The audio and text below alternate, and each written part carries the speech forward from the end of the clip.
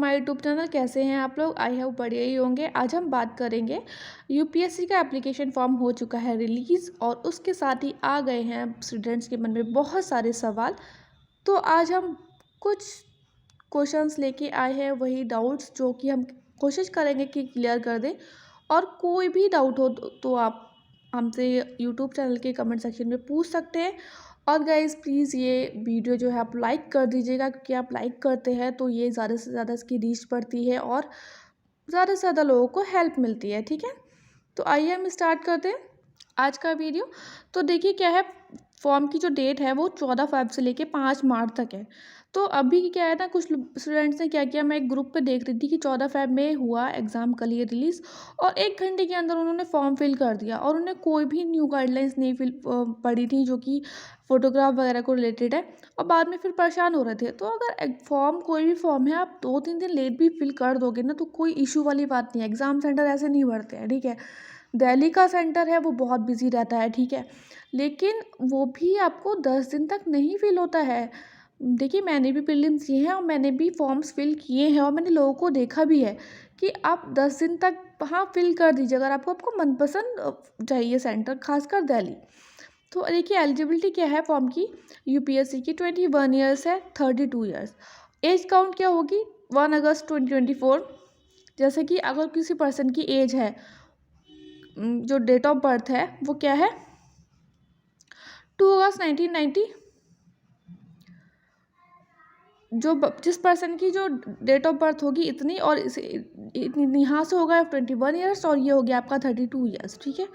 तो ये date of birth वाले एलिजिबल होंगे। जनरल कैटेगरी की बात कर रहे हैं हम। ओबीसी SC ST में जो है वो रिजर्वेशन होता है, तो उसमें अलग लोगों को रिलैक्सेशन मिलता है। अब हम बात करते हैं कि अटैम्प्ट काउंट कब होगा। बहुत सारे सवाल आते हैं इस बात पे कि मैम अगर मैंने फॉर्म फिल कर दिया और अगर मैंने एग्ज़ाम नहीं दिया तो क्या मेरा अटैम्प्ट काउंट होगा।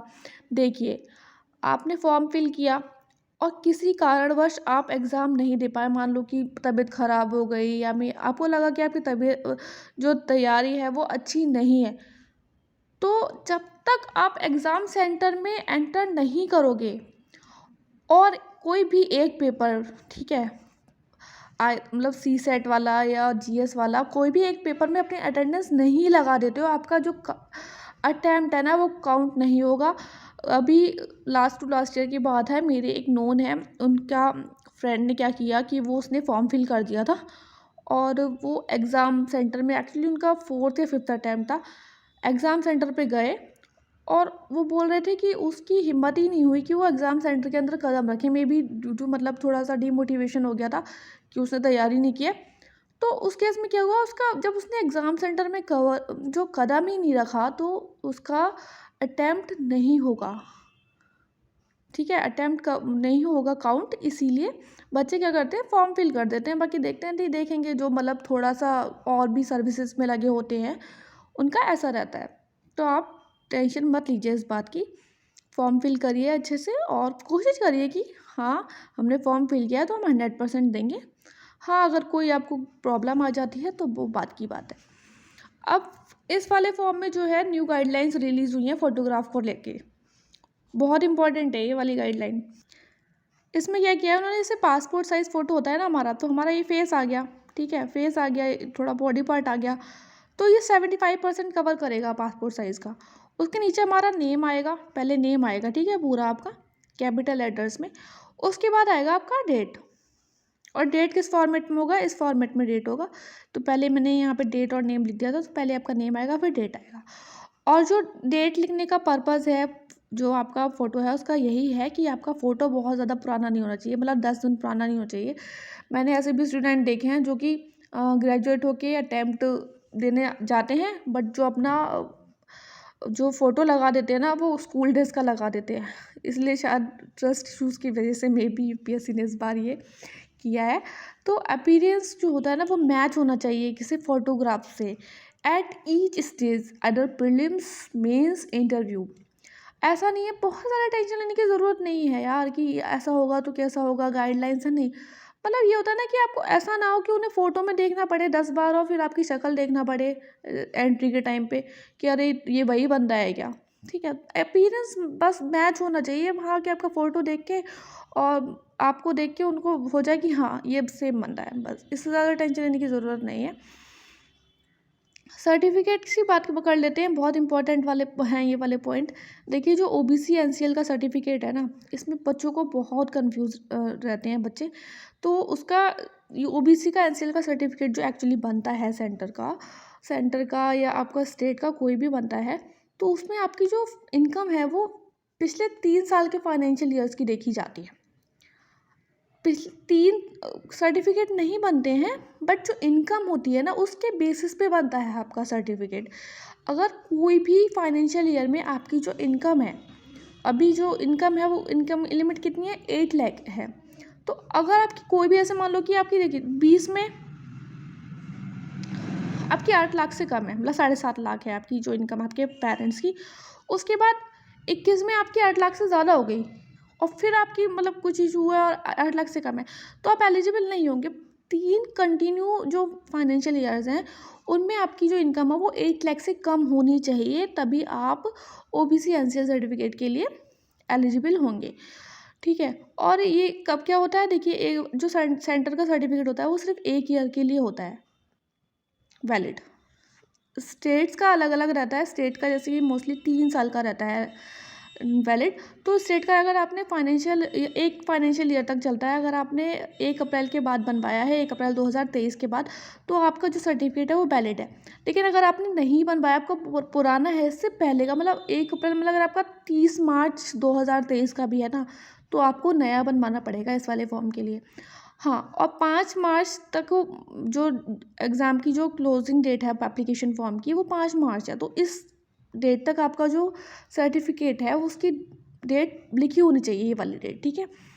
अब मेन इशू क्या है कि कुछ लोग क्या करते हैं, नायब तहसीलदार से बनवा लेते हैं या बिलो रैंक के जो ऑफिसर्स होते हैं तहसील में, उनसे बनवा लेते हैं अपना इशू।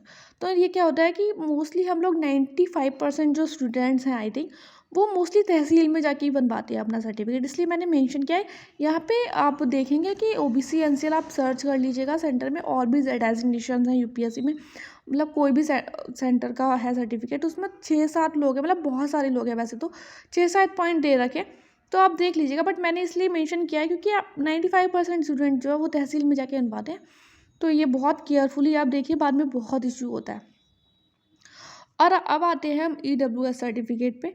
तो ईडब्ल्यूएस सर्टिफिकेट जो होता है वो किस उस पर बनता है, देखिए उनका जो एसेट भी लगता है, ठीक है। कुछ पॉइंट्स होते हैं, आप बहुत अच्छे से पढ़ लीजिएगा। कुछ ज़मीन वगैरह होती है, फिर जैसे ओबीसी में क्या होता है, सिर्फ पेरेंट्स की लगती है इनकम। एनसीएल में जहाँ तक मुझे पता है कि आपके जो सिबलिंग्स हैं, जो भाई बहन हैं, उनकी भी इनकम काउंट होती है सर्टिफिकेट में। तो एक फाइनेंशियल ईयर की इनकम और एसेट सर्टिफिकेशन लगता है, और इसका भी यही वैलिडिटी होनी चाहिए जो मैंने ऊपर बताई आपको। हाँ, अब इशू ये आ गया कि मान लो कि आपका सर्टिफिकेट नहीं है बना हुआ, पुराना सर्टिफिकेट, आपके पास नया सर्टिफिकेट नहीं है, और अब बनवाने में भी टाइम लगेगा। देखिए जो सर्टिफिकेट है वो 15 से 20 दिन में बन जाता है सेंटर का, आप अगर अप्लाई करेंगे तो। बट देयर आर चांसेस कि, मतलब कोशिश तो यही करिए, क्योंकि अगर आपका प्रीलिम्स क्लियर हुआ तो मेंस में आपको बहुत इशू हो जाएगा, मेंस इंटरव्यू में बहुत इशू हो जाएगा। तो आप ऐसा कर सकते हैं, कोई भी अगर आपके पास अभी कोई चांस नहीं है, तो आप अपने पुराने जो सर्टिफिकेट है ओबीसी एनसीएल या ईडब्ल्यूएस सर्टिफिकेट, उससे आप अपना अप्लाई कर सकते हैं। लेकिन अब मैं आपको केस बताती हूँ, दिव्या तन्वर मैम का केस क्या हुआ था, सेकंड वाला। अभी जो उनका भी इशू हुआ था बीच में, बहुत ज़्यादा न्यूज़ में थी कि उनको आईएएस मिल गया है, बट वो अप्लाई मतलब नहीं हो पाया, उन्हें पोस्ट नहीं मिल पाई। वो इशू उनको यही हुआ था कि उनका जो ईडब्ल्यूएस का सर्टिफिकेट था ना, उन्होंने पुराना लगा दिया था अपने प्रीलिम्स के फॉर्म पे। उसके बाद क्या हुआ था कि जब वो फर्दर स्टेप्स के लिए क्लियर कर गई एग्ज़ाम, तो यूपीएससी ने उन्हें बहुत सारे मेल्स किए, बट क्योंकि क्या होता है ना, सर्टिफिकेट का क्या रहता है, मान लो आपने गए आप सर्टिफिकेट बनवाने, तो आपको पुराना, ऑब्वियसली बात है, पुरानी डेट कैसे मेंशन हो जाएगी, उस पर एक नंबर होता है, एक सीरियल नंबर होता है, पुरानी डेट्स पे तो नहीं हो सकता ना, वो नई डेट ही लिखेंगे। तो इसलिए वो नहीं कर पाई, इसलिए उनको जो पोस्ट है वो इस बार नहीं मिल पाई, उनको आईपीएस ही पहले वाला ही कैडर अलॉट हुआ है। तो इसलिए ये वाला आप ध्यान रखिए। जैसे अगर आपको वही मैं बार बार रिपीट कर रही हूँ, आप ये मत बोलिएगा कि मैंने ही बोला था इसलिए हमने कर दिया। अगर आपके पास कोई चांस नहीं बच रहा है कि लेकिन फॉर्म भी फिल करना है, एग्ज़ाम की लास्ट डेट भी बहुत नज़दीक आ गई है, तो देखिए सबसे पहले तो आप कर दीजिए फॉर्म अप्लाई, ठीक है, पुराने वाले सर्टिफिकेट से। लेकिन जो आपको जो सर्टिफिकेट है उसके लिए आप अप्लाई कर दो, उस पर जो डेट होनी चाहिए ना सर्टिफिकेट पे, वो 5 मार्च से पहले की होनी चाहिए। अप्लाई कर दो जल्द से जल्द कोशिश करके, मतलब बात करके जो भी है 5 मार्च से पहले की उसकी डेट होनी चाहिए सर्टिफिकेट की। 15 से 20 दिन में बन जाता है। हाँ, रीजनल लैंग्वेज कुछ इशू, मतलब बच्चे बोल रहे थे कि जो रीजनल लैंग्वेज में बना हुआ उनका सेंटर का हो गया AWS का सर्टिफिकेट, तो कोई इशू नहीं है, ये एलिजिबल है, ठीक है, वैलिड है रीजनल लैंग्वेज का सर्टिफिकेट। और फॉर्मेट जो है ना, फॉर्मेट प्रिस्क्राइब बाय UPSC, वो आप देख लीजिए, मैं आपको टेलीग्राम चैनल पे अपलोड कर दूंगी कि क्या फॉर्मेट है। और हाँ, मैं अपनी एक फ्रेंड का सर्टिफिकेट भी अपलोड कर दूंगी OBC NCL का, जो कि फॉर्मेट की एलिजिबल क्या, वैलिडिटी क्या है उस सर्टिफिकेट की, ठीक है, तो ताकि आपको कोई कन्फ्यूजन ना रहे। अब बात करते हैं कुछ ऐसे पॉइंट्स की जो सिर्फ आप प्रीलिम्स के फॉर्म में ही मेंशन कर सकते हैं, उसके बाद आप बाद में चेंज नहीं कर सकते, आप कितना भी माथापच्ची कर लें, ठीक है।